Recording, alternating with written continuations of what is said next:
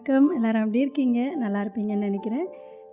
இன்றைக்கும் ஒரு கதை தாங்க. இது ஒரு செய்தித்தாளில் வந்த ஒரு சின்ன ஒரு கதை தான்.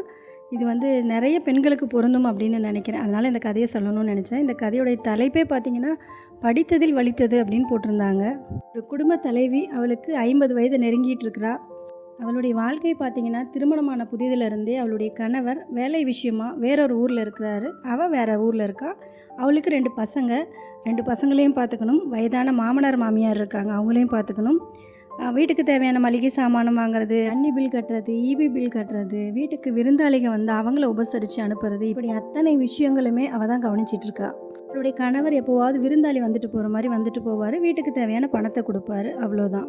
அவள் ஸ்கூல் வாட்ஸ்அப் குரூப்பில் இருக்கா, அவளோட 10th படித்த பொண்ணுங்களோட. அவங்கெல்லாம் எப்போவாவது வெளியில் போகலாமா அப்படின்னு கூப்பிட்டா, ஐயோ குடும்பத்துடைய அச்சாணியே நான் தான், நான் இல்லாமல் இந்த குடும்பத்தில் எதுவுமே நடக்காது அப்படிங்கும்போது அவளுடைய நெருங்கிய தோழி ஒருத்தி இருக்கா. அவள் கேட்குறா, இப்போ தான் உன் கணவர் லீவுக்கு வந்திருக்காருல்ல, அப்புறம் என்ன அப்படின்னு. ஐயோ என் கணவர் இருக்கா, கேஸே ஆன் பண்ண தெரியாது, ஒரு சுடு தண்ணி கூட வைக்க தெரியாது மனுஷனுக்கு அப்படின்னு ரொம்ப பெருமையாக சொல்கிறா. சரி விடு, நீ எங்கேயுமே வரமாட்டா அப்படின்னு சொல்லி சில மாதங்களுக்கு பிறகு அவளை கூப்பிடுறதையே விட்டுறாங்க. ஒரு சில சமயம் அவளுக்கு ரொம்ப வருத்தமாகவும் இருக்குது. தன்னுடைய தோழிக்கிட்ட சொல்கிறா, இவ்வளவு வேலைகள் செஞ்சாலும் எனக்கான அங்கீகாரம் எங்கள் வீட்டில் கிடைக்கிறதே இல்லை, என்னை ஒரு வேலைக்காரி மாதிரி தான் பார்க்குறாங்க அப்படின்னு வருத்தப்படுறா. அவளுடைய இந்த வேதனையான வார்த்தை அவளுடைய தோழிக்கு அவளுடைய கண்ணை பார்க்கும் போதே தெரியுது. அடுத்த மாதம் அவளுடைய பிறந்த நாளும் வருது. எல்லாருமே வாட்ஸ்அப் குரூப்பில் இருக்க எல்லாரும் அவளுக்கு விஷ் பண்ணுறாங்க. அந்த பர்த்டே விஷஸை கூட அவள் ஒரு 2 நாள் கழித்து தான் பார்த்து எல்லாருக்கும் தேங்க்ஸ்னு அனுப்புகிறா. அவளுடைய பிறந்தநாள் முடிஞ்சு சரியாக ஒரே வாரத்தில் ஒரு நியூஸ் வருது. ஹார்ட் அட்டாக் அவள் இறந்துட்டா அப்படிங்கிற நியூஸ் தான் அது. அதை கேட்ட உடனே அவளுடைய தோழிக்கு பயங்கர ஷாக்காக இருக்குது. என்ன பண்ணுறதுனே தெரியல. அப்படியே நாட்கள் போகுது. ஒரு 15 நாளைக்கு அப்புறம் அவளுடைய கணவரை இவளுக்கு தெரியும். சரி, ஃபோன் பண்ணி அவருக்கு ஆறுதலாக பேசலாம், அவளுடைய குடும்பம் இவ இல்லாமல் எவ்வளோ வருத்தப்படும் அப்படின்னு நினச்சி ஒரு நாள் காலையில் கால் பண்ணுறா. ரிங் அடிச்சுக்கிட்டே இருக்குது. அவளுடைய கணவர் எடுக்கலை. சரி, வேலை விஷயமா பிஸியாக இருப்பார் போல் அப்படின்னு சொல்லி விட்டுறா.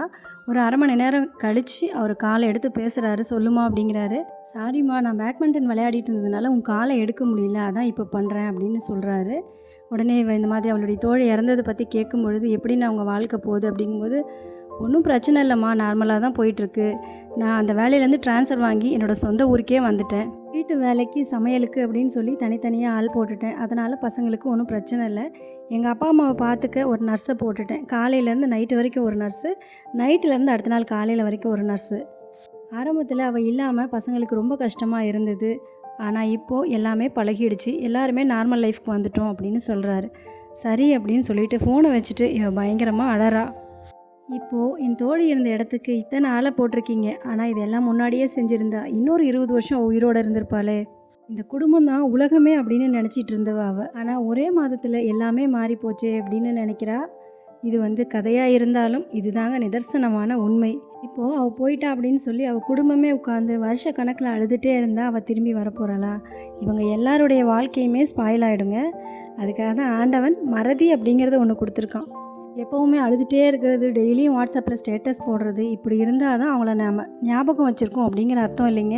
அவங்க எப்போவுமே நம்ம மனசில் இருந்துகிட்டே தான் இருப்பாங்க. என்னைக்கா இருந்தாலும் நம்ம ரொட்டீனுக்கு நம்ம திரும்ப வந்தே ஆகணும். எல்லாமே சில காலம்தான். இந்த உலகத்தில் எதுவுமே நிரந்தரம் கிடையாது. அதை நம்ம புரிஞ்சுக்கணும்.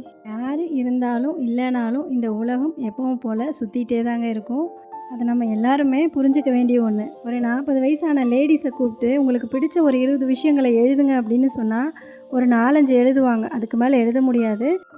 திருமணமாகி வந்த பிறந்தே கணவருக்கு என்ன பிடிக்கும், அதுக்கப்புறம் குழந்தைங்களுக்கு என்ன பிடிக்கும் அப்படின்னு எல்லாம் யோசித்து நமக்கு என்ன பிடிக்கும் அப்படிங்கிறதையே நம்ம மறந்துடுறோம். உங்களுக்கு பிடிச்ச விஷயங்களை செய்யுங்க, பேசுங்க, சிரிங்க, உங்களுடைய கவலைகளை யார்கிட்டையாவது பகிருங்க.